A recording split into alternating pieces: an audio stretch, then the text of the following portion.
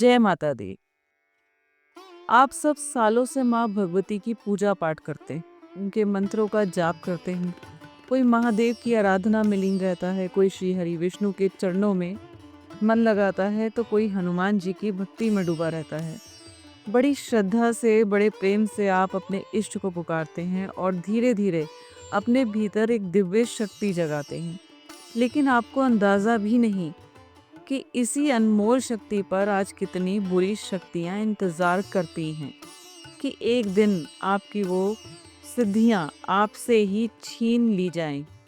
यही आपकी सिद्धि, जिसे आपने इतनी भक्ति से पाया, एक तांत्रिक आपसे छीन लेता है और आपको पता भी नहीं चलता। आप कहेंगे कि ऐसा क्यों होता है? देखिए, कुछ तांत्रिक होते हैं जिन्हें शक्तिशाली बनाने के लिए कुछ दैवीय शक्तियों की ऊर्जा चाहिए होती है, जिसे तांत्रिक अगर एक बार पाले तो वह उसका गलत इस्तेमाल करता है। वो दैवीय ऊर्जा पाने के लिए हमें अपने कर्म अच्छे करके, श्रद्धा और भक्ति भाव से तप साधना करके भगवान की सेवा में विलीन रहना होता है। लेकिन एक तांत्रिक के लिए यह करना आसान नहीं होता, और ऐसे तांत्रिकों को यह भी बहुत आसानी से पता चलता है कि किस मनुष्य के अंदर दैविक ऊर्जा है, और फिर आपकी वही प्राप्त करी हुई ऊर्जा आपके साथ रह रही दैविक शक्ति को आपसे छीना जाता है।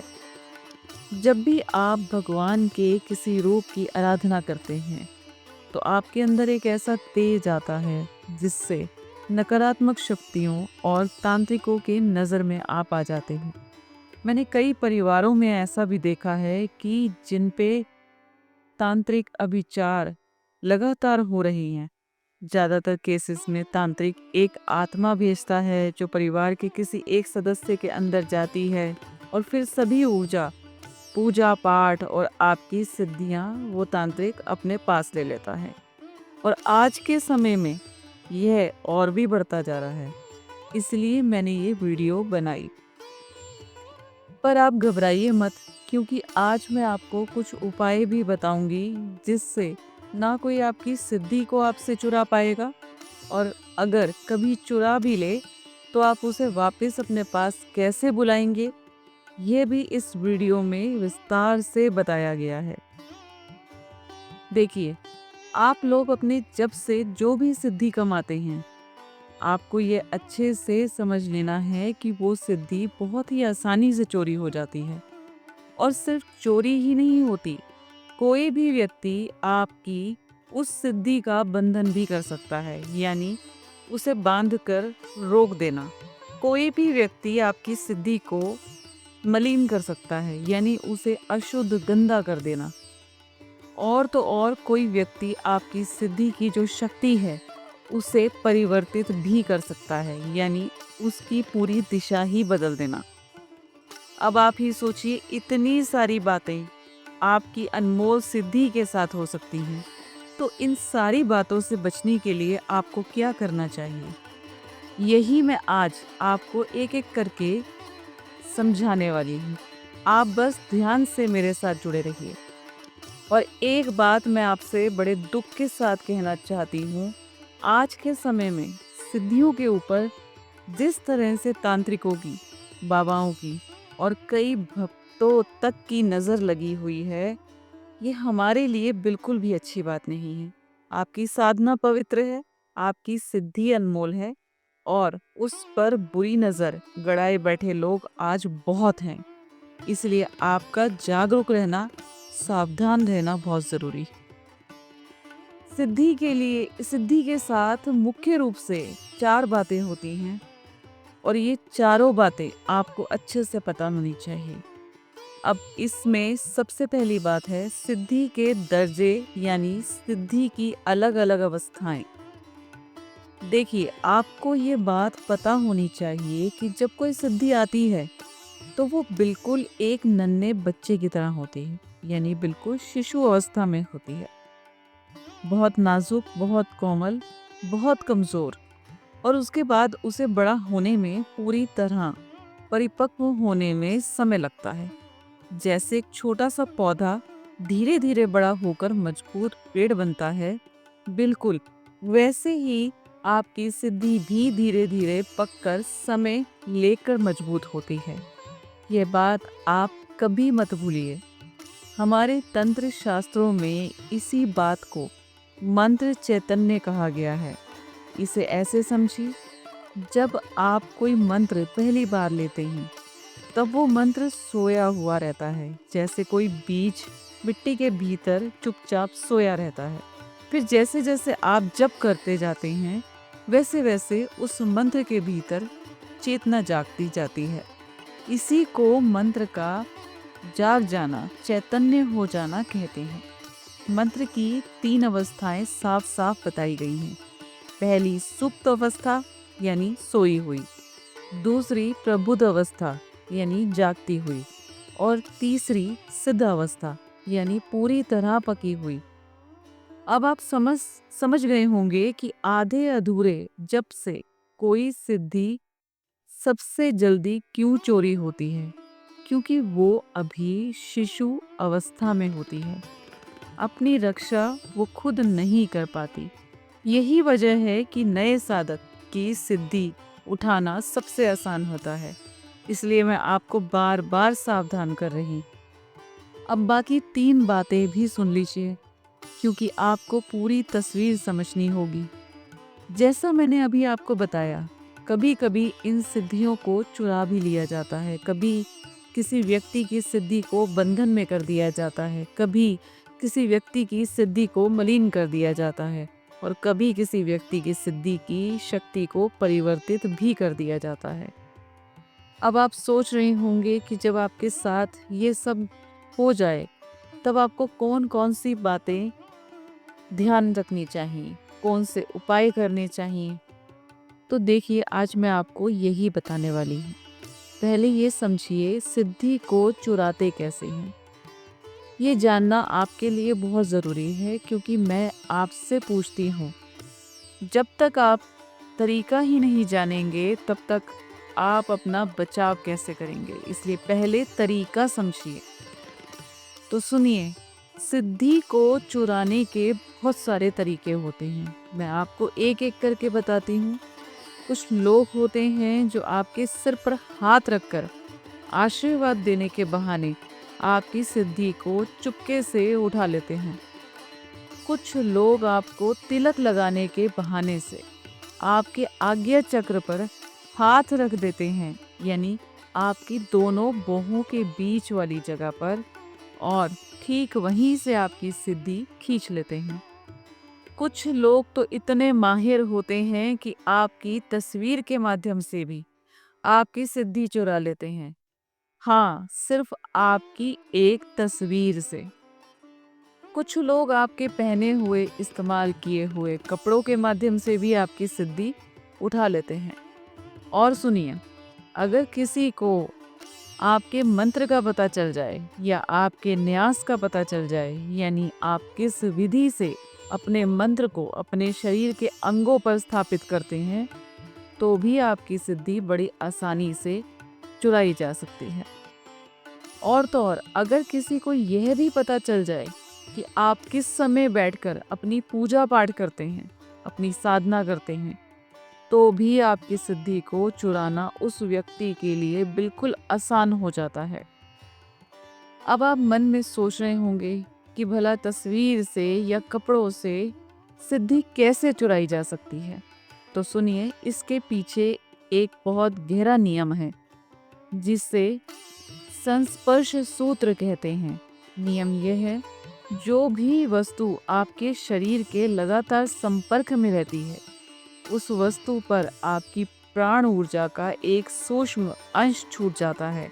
आपके कपड़े, आपके बाल, आपकी छाया, आपकी तस्वीर, ये सब आपकी सूक्ष्म ऊर्जा के एक अनदेखे तार से जुड़े रहते हैं। अब जानकर लोग इसी तार को पकड़कर दूर बैठे बैठे ही आपकी सिद्धि तक पहुंच जाते हैं। इसीलिए तो साधक को एक कठोर आदेश दिया गया है। अपना मंत्र, अपना इष्ट, अपनी साधना का समय और अपनी साधना का स्थान ये 4 बातें कभी किसी को मत बताओ। इन्हें गुप्त रखना ही आपकी सबसे बड़ी रक्षा है। इसीलिए तो कहा गया है, गुप्त साधना ही सिद्ध साधना है। जो साधक अपनी साधना का ढिंढोरा पीटता करता है, उसकी सिद्धि सबसे पहले जाती है। ये बात गांठ बांध लीजिए। तो देखिए, ऐसे बहुत सारे तरीके हैं जिनसे बड़े से बड़े साधक किसी की सिद्धि तक चुराना कुछ ही मिनटों का काम बन जाता है। और मैं आपको सबसे डरावनी बात बताती, आपकी सिद्धि ऐसे गायब होगी कि आपको पता तक नहीं चलेगा कि आपकी सिद्धि आखिर गई कैसे। एक दिन आप बैठेंगे साधना करने और आपको लगेगा कि अंदर तो अब कुछ बचा ही नहीं। अब मान लीजिए कि किसी ने आपकी सिद्धि चुरा ही ली, तो अब आपको सबसे पहले क्या करना है? देखिए, ये जानकारी बहुत ही काम की जानकारी है। इसे आप बहुत ध्यान से समझिए और गांठ बांध लीजिए। आप जो भी साधना कर रहे हैं, उससे आप किसी न किसी सिद्धि को कमा ही रहे हैं। ये बात तो पक्की है। लेकिन क्योंकि अभी आप इतने ज़्यादा माहिर नहीं हैं, इस दर्जे में इतने बड़े साधक नहीं बने हैं, इसलिए आपको सबसे पहले ये आना चाहिए कि आपकी अपनी सिद्धियों को संभाल कर सुरक्षित रखना कैसे है। और मैं आपको एक बहुत काम की बात बताती हूँ। अगर आपको सिद्धियों को रखने का तरीका आ गया, अगर आपको सिद्धियों के नियम अच्छे से पता हो गए, तो फिर आपकी सिद्धि को चोरी करना किसी के लिए भी मुश्किल हो जाएगा। लेकिन फिर भी कोई आपकी सिद्धि को चुरा ले ही गया, तब भी घबराना नहीं है। मैं आपको उसका भी उपाय बताऊंगी। पर उससे पहले मैं आपको एक जरूरी बात से सावधान कर देती हूँ। कई तीर्थ स्थानों पर, कई पवित्र नगरियों में आज बहुत सारे ऐसे बाबा घूम रहे हैं जो आपको तिलक लगाने के बहाने आपकी शक्तियाँ चुपके से उठा लेते ही आपकी शक्ति को बंधन में कर देते हैं, और कोई तो वशीकरण करके या सम्मोहन करके आपका धन तक लूट लेता है। और ये जो सब हो रहा है, ये घटनाएं दिन प्रतिदिन बढ़ती ही जा रही, और सिद्धियों को चुराने के तरीके भी दिन प्रतिदिन बढ़ते ही जा रहे हैं। इसलिए मैं आपसे बार बार कह रही हूँ, आपका सावधान रहना बहुत जरूरी है। तो अब आता है सबसे पहला और सबसे बड़ा उपाय। ध्यान से सुनिए। पहला उपाय, देखिए, हमेशा एक बात याद रखिए, आपको अपनी सिद्धि को कभी भी खुला नहीं छोड़ना। आपको अपनी सिद्धि को हमेशा एक स्थान देना है। अब आप कहेंगे कि इसका मतलब क्या हुआ? तो मैं आपको समझाती हूँ। मतलब ये है कि आप जो भी सिद्धि कमा रहे हैं, आप जो भी मंत्र जप कर रही हैं, अपनी उस सिद्धि को किसी एक विशेष वस्तु के ऊपर स्थापित कर दीजिए, उसमें बसा दीजिए। चलिए, मैं आपको कुछ उदाहरण देकर समझाती हूँ। जैसे आप अपनी सिद्धि को तुलसी की माला पर स्थान दे सकते हैं। मैंने तो अपनी सिद्धि को देवी की यंत्रों पर स्थान दिया हुआ है। इसी तरह आप देवी माँ की तलवार पर या देवी माँ के त्रिशूल पर भी अपनी सिद्धि को स्थान दे सकते हैं। आप चाहें तो किसी पवित्र शंख पर भी अपनी सिद्धि को बसा सकते हैं। तांबे या चांदी की जो कोई पवित्र वस्तु होती है, आप उस पर भी अपनी सिद्धि को स्थान दे सकते हैं। और सुनिए, कई साधक तो अपनी सिद्धि को अपनी अंगूठी पर या गले में पहनने किसी पवित्र लॉकेट पर भी स्थापित करके रखते हैं। तो देखिए, इस तरह से आपको अपनी सिद्धि को किसी एक वस्तु पर स्थान देना होता है। अब मैं आपको इसका फायदा समझाती हूँ। ध्यान से सुनिए। अगर आप अपनी सिद्धि को इस तरह किसी वस्तु पर स्थापित करके रखेंगे, तो सबसे पहले तो आपकी सिद्धियों को चोरी करना ही बहुत मुश्किल हो जाएगा। और अब मान लीजिए किसी तरह आपकी सिद्धि चोरी हो भी गई, तब भी आपको घबराने की जरूरत नहीं, क्योंकि आपने जिस वस्तु पर अपनी सिद्धि को स्थान दिया है, आप उसी वस्तु को दोबारा जागृत करके अपनी सिद्धि को वापस मंगवा सकते हैं। ले, लेकिन अब यहाँ मैं आपको एक और उपाय भी बता देती हूँ ताकि आप समझ जाएं कि ये उपाय कितना ज़रूरी है। अगर आपने अपनी सिद्धि को कहीं स्थान ही नहीं दिया, वो किसी भी तांत्रिक के लिए उसे आपसे चुराना बहुत आसान होता जाएगा। फिर उसे वापस पाना आपके लिए बहुत बहुत मुश्किल हो जाएगा। इसीलिए मेरी आपसे विनती है, कोशिश कीजिए कि अगर आपके पास कोई भी सिद्धि है तो आप उसे अपनी किसी एक विशेष वस्तु के ऊपर हमेशा स्थान देकर ही रखिए। इस क्रिया को शक्ति स्थापन या प्राण प्रतिष्ठा कहा गया है। देखिए, जिस तरह मंदिर में मूर्ति के भीतर मंत्रों के द्वारा देवता के प्राण स्थापित किए जाते हैं और फिर वो पत्थर की मूर्ति एक जीवंत देव विग्रह बन जाती है, बिल्कुल उसी सिद्धांत पर आप अपनी सिद्धि को किसी वस्तु में प्रतिष्ठित करते हैं।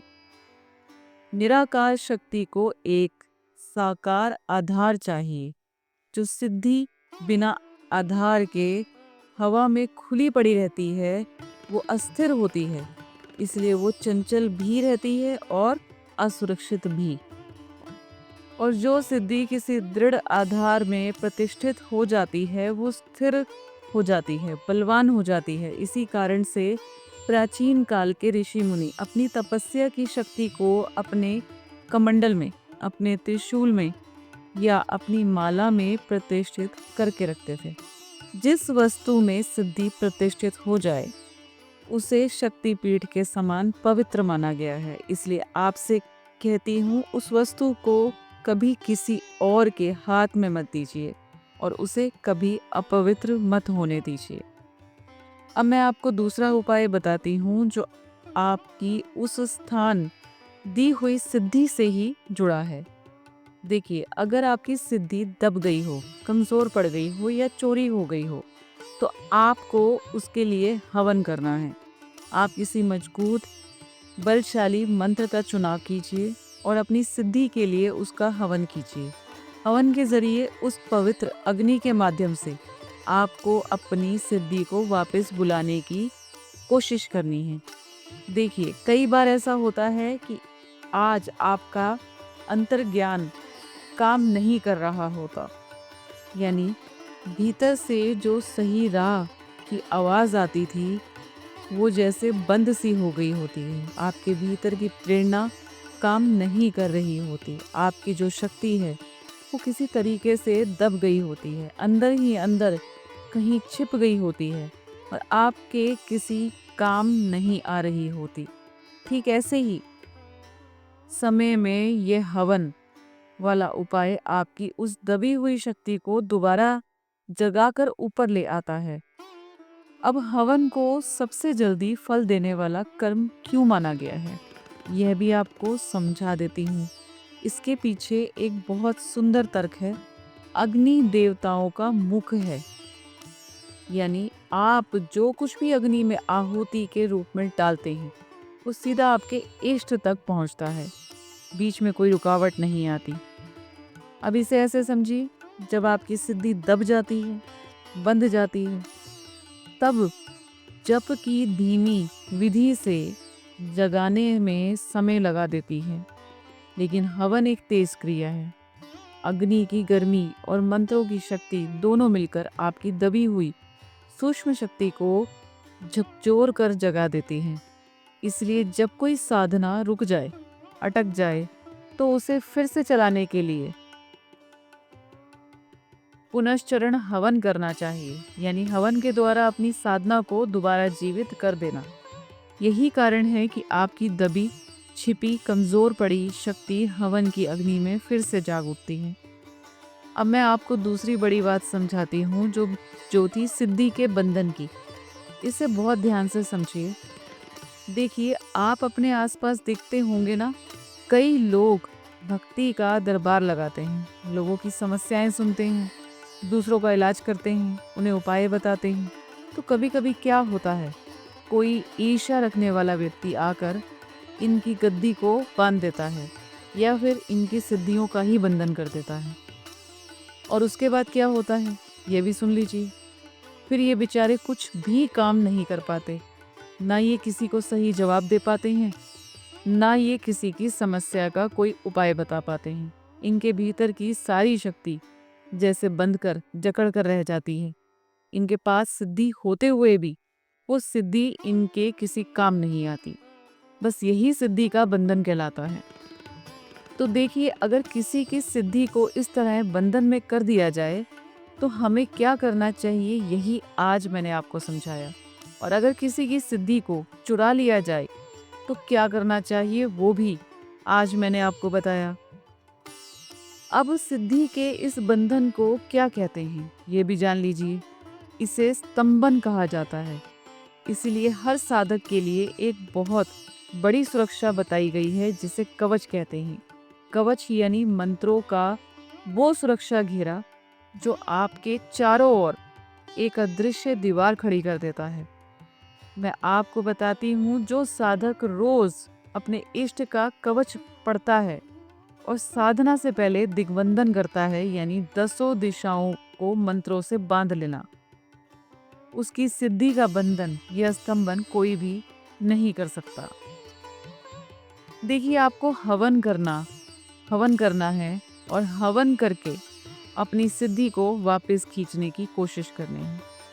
अब आप पूछेंगे कि ये हवन कितना बड़ा होना चाहिए, तो मैं आपको बता देती हूँ, ये हवन 1 घंटे का भी हो सकता है और 2 घंटे का भी हो सकता है। ये 5 माला की आहुतियों से लेकर 21 माला तक की आहुतियों तक का भी हो सकता है। ये आप पर निर्भर करता है, लेकिन बात एक ही है, आपको हवन के माध्यम से अपनी सिद्धि को वापस खींचने की पूरी कोशिश करनी है। अब आप सोचिए कि हवन से सिद्धि वापस आती कैसे है, तो मैं आपको इसका राज बताती हूँ। जब आप एक हवन करते हैं और उसमें एक एक आहुति देते हैं तो आपकी सिद्धि को मजबूरन अपनी शक्ति को बढ़ाना पड़ता है। और फिर जिसने भी आपकी सिद्धि को चुराया है उसका तोड़ करके, उसका बंधन तोड़कर आपकी वो सिद्धि आपके पास वापस आती ही आती है। यानी जब आपकी सिद्धि बंधन में पड़ जाती है तब हवन के द्वारा आप अपनी उस चोरी हुई सिद्धि को वापस मंगा सकते हैं। लेकिन यहाँ एक शर्त है जो आपको जरूर समझनी चाहिए। जिस व्यक्ति ने आपकी सिद्धि को चुराया, उसने बदले में उसके साथ क्या किया, ये जानना भी आपके लिए बहुत ज़रूरी है, क्योंकि उसी के हिसाब से आपकी मेहनत तय होती है।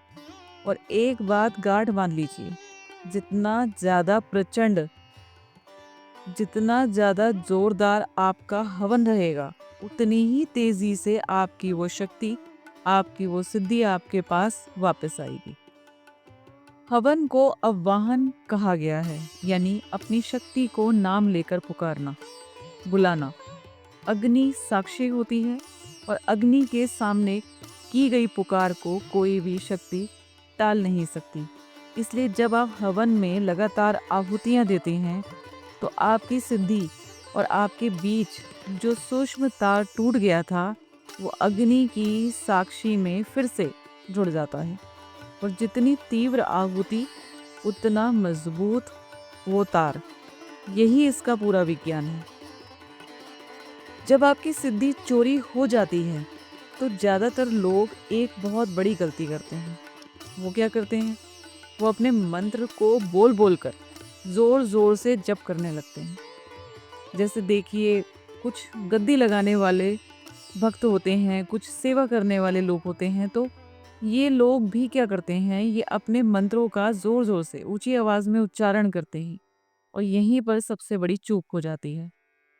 जब आपको ऐसा लग रहा हो कि आपकी सिद्धि काम नहीं कर रही, तो आपको सबसे पहले उस मंत्र को बोलकर उच्चारण करना बिल्कुल बंद कर देना है।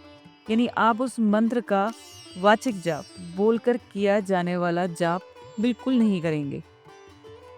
आप बोलकर उस सिद्धि को कभी नहीं बुलाएंगे।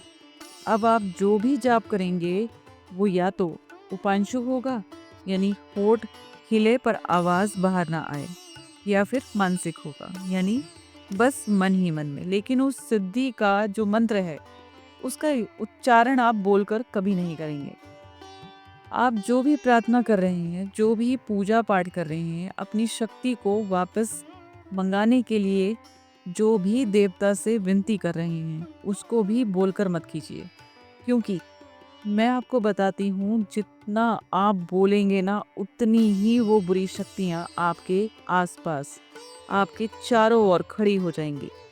आप जो भी बोलेंगे वो चीज़ें उसे पकड़ लेंगी। इसलिए ऐसे समय में आपको बोलकर कभी भी अपनी सिद्धि को वापस नहीं बुलाना, और उस मंत्र का जाप बोल बोलकर, चाहे लोगों के सामने हो या फिर अकेले में भी, कभी नहीं करना। जाप की 3 विधियां बताई गई हैं। पहली वाचिक यानी बोलकर, दूसरी उपांशु यानी होठ हिले पर आवाज ना आए, और तीसरी मानसिक यानी बस मन के भीतर। वाचिक जाप की तुलना में उपांशु जाप 100 गुना अधिक फलदायी होता है, और मानसिक जाप 1000 गुना अधिक फलदायी होता है। अब चौथी बात जो आपको करनी है वो ये है, आपको उस मंत्र का दीपक प्रज्वलित करना है जिस मंत्र से आपने वो सिद्धि कमाई थी। आपको देवता का साधारण दीपक नहीं जलाना, आपको ठीक उसी मंत्र का दीपक प्रज्वलित करना है जिस मंत्र से वो सिद्धि आपके पास आई थी। ये बात मत भूलिएगा। अब ये दीपक कैसा होगा? ये 1 मुख वाला हो सकता है, 2 मुख वाला हो सकता है, या फिर 4 मुख वाला भी हो सकता है, और ये अखंड भी हो सकता है। यानी जब तक आपकी सिद्धि वापस ना आ जाए तब तक लगातार जलता रहे, ये पूरी तरह आप पर निर्भर करता है। और इसमें आप कौन सा तेल डालेंगे? आप घी की जोत जला सकते हैं, तिल के तेल की जला सकते हैं, या फिर कपूर या भीमसेनी वाले तेल की भी जला सकते हैं। जो भी आप श्रद्धा से इस्तेमाल करते हैं, उसकी एक अखंड जोत आप जला सकते हैं। अब उस दीपक के भीतर आपको थोड़ा और कुछ डालना है ताकि आपकी सिद्धि को खिंचाव मिले। आप उस दीपक में 2 लौंग का जोड़ा डाल सकते हैं। आप उसमें मिश्री डाल सकते हैं, या फिर आप उसमें इलायची डाल सकते हैं। इलायची का जोड़ा डाल सकते हैं। इसमें क्या होगा? इससे आपकी सिद्धि को थोड़ी शक्ति मिलेगी और उसकी एक चुंबक जैसी खिंचाव आपकी तरफ बनेगी, जिससे वो शक्ति खिंचकर आपके पास वापस आ जाएगी। दीपक की ज्योति को सेतु कहा गया है, यानी इस लोक और सूक्ष्म लोक के बीच का पुल। जिस मंत्र से आपने सिद्धि कमाई, उस मंत्र की शक्ति उस ज्योति में समाई रहती है। अब 5वीं और बहुत ही अनोखी बात ध्यान से सुनिए। आपकी जो भी सिद्धि होती है, जब भी आप उसे प्राप्त करते हैं, उसी समय आपको उससे वचन ले लेना है। जब आपकी सिद्धि आपको वचन दे देगी तो फिर बात ही अलग हो जाएगी। अब देखिए, मैं आपको सच बात बताती हूँ। ज़्यादातर लोगों की जो सिद्धियाँ होती हैं, उन्हें तो ये पता ही नहीं होता कि उनके पास कौन सी सिद्धि है, वो है क्या। पर फिर भी अगर कोई सिद्धि आपसे अपना परिचय करवा रही है, अपने आप को आपके सामने प्रकट कर रही है, तो ऐसे में सबसे अच्छा यही रहता है कि आप उसी समय, उसी घड़ी उस सिद्धि से वचन ले लें। अब वचन लेने का फ़ायदा क्या होगा, ये भी समझ लीजिए। वचन लेने के बाद चाहे आगे कितनी भी बातें ऊपर नीचे हो जाएं, कैसी भी उथल पुथल हो जाए, आपकी वो सिद्धि आपका पीछा कभी नहीं छोड़ेगी। और किसी ने उसे चुरा भी लिया, तब भी आप उन्हीं वचनों के आधार पर अपनी सिद्धि को तुरंत वापस मंगवा सकते हैं। क्योंकि मैं आपको एक बहुत बड़ी बात बताती हूँ, सिद्धि अपने वचन कभी नहीं तोड़ती। वचन तो इंसान तोड़ देता है, सिद्धि कभी नहीं तोड़ती। तो देखिए, अगर आपकी सिद्धि को किसी ने चुरा लिया है, तो तुरंत ये 5 काम आपको करने हैं। इन 5 को अच्छे से याद रखिए। देवताओं और सिद्ध शक्तियों को सत्यवर्ती कहा गया है, यानी जो अपने वचन पर अटल रहते हैं, अपने सत्य से कभी नहीं डिगते। यही उनका स्वभाव है, यही उनका धर्म है। इंसान का मन चंचल है, वो डोल जाता है, पर सूक्ष्म शक्ति एक बार जो वचन दे दे उसे निभाना उसका बंधन बन जाता है। इसलिए सिद्धि पाते ही उससे संकल्प वचन ले लेना चाहिए। यह वचन ही आगे चलकर आपकी सबसे मजबूत डोर बन जाता है, जिससे आप अपनी सिद्धि को कहीं से भी खींचकर वापस बुला सकते हैं। अब मान लीजिए कि किसी ने आपकी सिद्धि को चुराया नहीं, बल्कि उसे बंधन में कर लिया। तो सबसे पहले ये समझना जरूरी है कि आखिर बंधन किया कैसे जाता है। ये भी मैं आपको पूरा नक्शा खोलकर पहले समझा देती हूँ, फिर उपाय बताऊंगी। देखिए, सिद्धि का बंधन कई तरीकों से होता है, मैं आपको एक एक करके बताती हूँ। पहला तरीका, सामने वाले व्यक्ति ने आपकी सिद्धि को भोग दे दिया, यानी उसने आपसे भी तगड़ा भोग देकर, ज्यादा बड़ा चढ़ावा देकर आपकी सिद्धि को अपनी तरफ बुला लिया, अपने वश में कर लिया। दूसरा तरीका, किसी दूसरे व्यक्ति ने अपनी किसी शक्ति के बल पर आपकी सिद्धि को बुलाकर अपने पास रख लिया। और तीसरा तरीका, किसी दूसरे व्यक्ति ने आपकी सिद्धि को जबरदस्ती आपसे उठवा लिया और फिर या तो उसे पहले अपने हवन कुंड में डालकर नष्ट कर दिया, या फिर उसे किसी और लोक में भेज दिया, या फिर अपने ही किसी स्थान पर बांध कर रख लिया। अगर आपकी सिद्धि को किसी ने बंधन में कर लिया हो तो आपको सबसे पहले क्या करना है, चाहे आपने माँ तारा की सिद्धि की हो, चाहे भैरव बाबा की, चाहे शिव जी की, चाहे माता रानी की, कोई भी सिद्धि आपने साधी हो, अब मैं आपको वो एक एक उपाय समझाती हूँ। आप जिस मंदिर से, जिस देवता से जुड़े हुए हैं, आपको तुरंत वहाँ पहुँचना है। हो सकता है वो आपके पड़ोस का ही कोई बड़ा मंदिर हो जहाँ आप पहले भी जाते रहे हैं। जैसे जो लोग माँ तारा की साधना करते हैं वो अक्सर तारापीठ जाते हैं, जहाँ माँ तारा साक्षात विराजमान मानी जाती हैं। तो जो जिस भी देवता की सिद्धि आपने की है, आपको उनके उस मुख्य स्थान पर तुरंत जाना है, देर बिल्कुल नहीं करनी। अब वहाँ जाकर आपको क्या करना है, ये ध्यान से सुनिए। वहाँ जो देवी या देवता मुख्य रूप से विराजित हैं, आपको उनसे प्रार्थना करनी है अपनी सिद्धि को वापस मंगवाने के लिए। और सिर्फ प्रार्थना नहीं, वहाँ बैठकर आपको अपने मंत्र का जाप भी करना है। जितना ज़्यादा से ज़्यादा हो सके उतना जाप कीजिए। अपनी कमर बिल्कुल सीधी करके वहीं बैठकर आपको ध्यान करना है। और फिर जो देवी वहाँ मुख्य रूप से विराजित हैं, उनसे मन खोलकर प्रार्थना कीजिए कि माता, मेरी इस तरह की एक सिद्धि थी जिसे किसी ने बंधन में कर लिया। माता, मैं आपको यह प्रसादी चढ़ाती हूँ या चढ़ाता हूँ, या श्रृंगार अर्पित करता हूँ या करती हूँ। आप इसे स्वीकार कीजिए और कैसे भी करके मेरी वो सिद्धि मुझे वापस मंगवा दीजिए। देखिए, इस तरह के भाव भरकर प्रार्थना करके आप अपनी बंधी हुई सिद्धि को वापस मंगवा सकते हैं। यह हुआ आपका पहला उपाय। दूसरी बात, अगर आपकी सिद्धि बंधन में आ गई है और आपके पास कोई दूसरा मंत्र भी है, तो आप उस दूसरे मंत्र से भी अपनी बंधी हुई सिद्धि को वापस मंगवा सकते हैं। मान लीजिए किसी ने आपकी माँ तारा की सिद्धि को बंधन में कर लिया, पकड़ लिया, तो ऐसे में आप भैरव बाबा के मंत्र से भी अपनी माँ तारा वाली सिद्धि को वापस मंगवा सकते हैं। आप माँ दुर्गा के मंत्र से या हनुमान जी के मंत्र से भी अपनी उस सिद्धि को वापस बुला सकते हैं। बस आपको एक ही बात का पता होना चाहिए कि आखिर आपकी कौन सी सिद्धि बंधन में गई है। और मैं आपको बता दूं, ज़्यादातर साधकों को यह पता होता ही नहीं कि उनकी किस सिद्धि का बंधन हुआ है। पता कैसे चलता है? क्योंकि वो सिद्धि उनके इस्तेमाल में नहीं आ पा रही होती, काम नहीं कर रही होती। तो इसका सीधा मतलब है कि किसी ने आपकी उस सिद्धि को बांध लिया है। और ऐसे में अगर आपके पास कोई और मंत्र है तो आप उससे भी अपनी सिद्धि को बड़े आराम से मंगवा सकते हैं।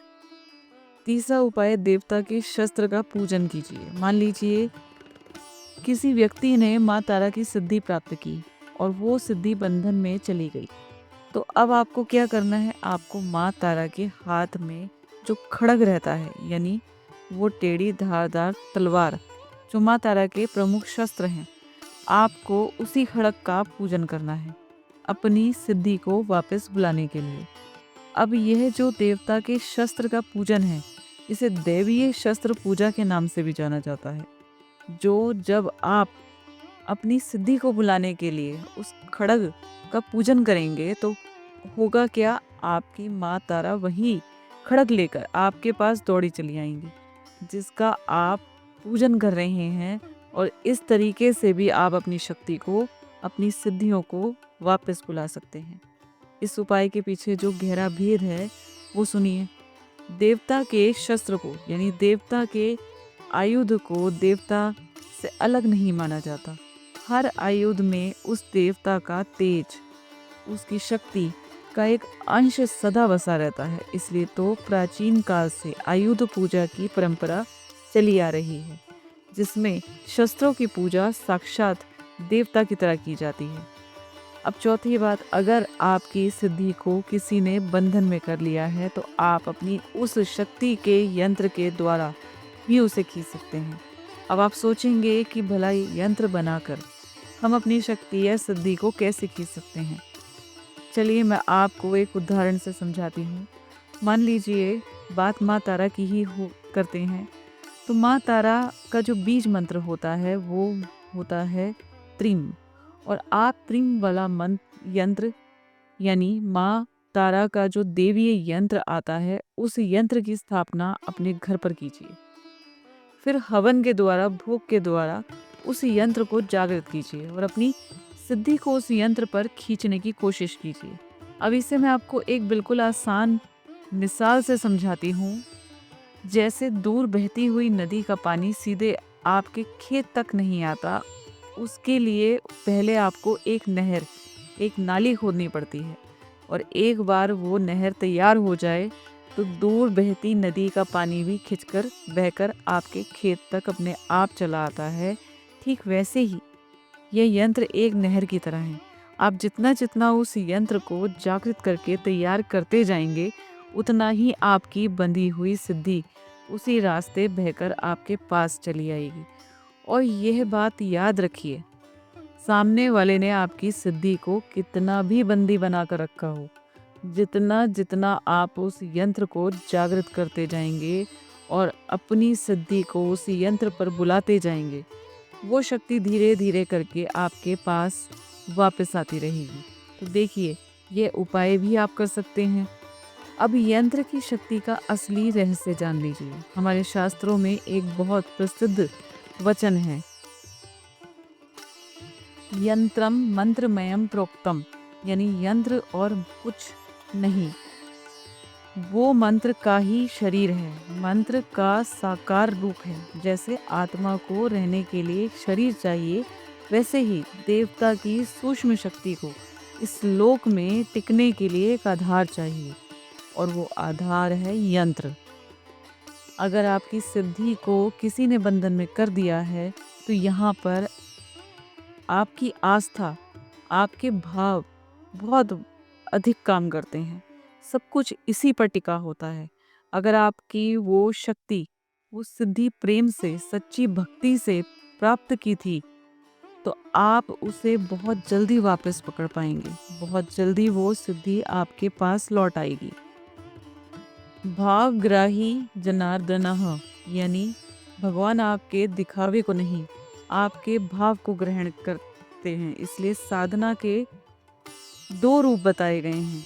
एक काम्य साधना, यानी किसी स्वार्थ, किसी कामना के लिए की गई साधना, और दूसरी निष्काम भक्ति, यानी बिना किसी स्वार्थ से की गई भक्ति। इस वीडियो को अपने परिवार और दोस्तों तक ज़रूर पहुंचाइए जिन्हें इसकी सबसे ज़्यादा ज़रूरत है।